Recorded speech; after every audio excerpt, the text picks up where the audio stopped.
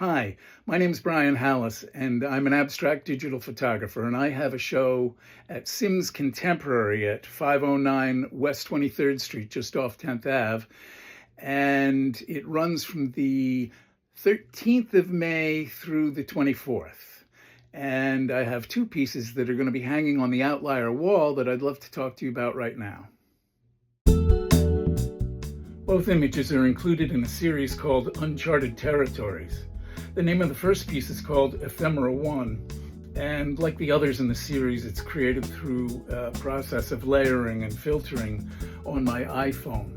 Everything I do is on my iPhone, from taking the pictures through processing and layering, filtering, and ultimately preparing them for printing. The initial images were taken at Fort Hancock, a former Army base at Sandy Hook National Park in New Jersey, which overlooks New York City. There's a plethora of abandoned and dilapidated buildings and structures at Fort Hancock. And this image was created by altering and combining original photographs of two crumbling structures there. The layering of the altered images brings out some really surprising results to me, which seem to accentuate amazingly vivid colors and shapes and textures that aren't obviously present in the originals. The second image is called Dark at the Top of the Stairs, and it's also from the series Uncharted Territories. And it's comprised of a combination of shots from Fort Hancock, along with a photograph of a tree that I took in Savannah, Georgia last year. All of the elements have been treated before layering so that, again, the vivid colors and shapes and textures are brought into view. I find that these images tend to be rather ghostly and ethereal, and it's an effect that I really love. They seem to exist somewhere in the recesses of your mind, in your imagination, and they have a quality that's both nostalgic and futuristic to me. I spent several decades in New York City as a sound designer in what we like to call downtown theater, and very often in large multimedia productions.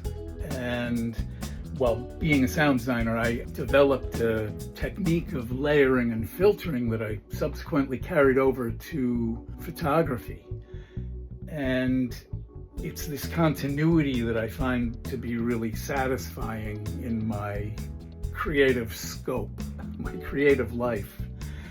And it's to me, it's a way of engaging one's senses in a fashion that we don't normally experience. It's a way of finding the extraordinary in the ordinary.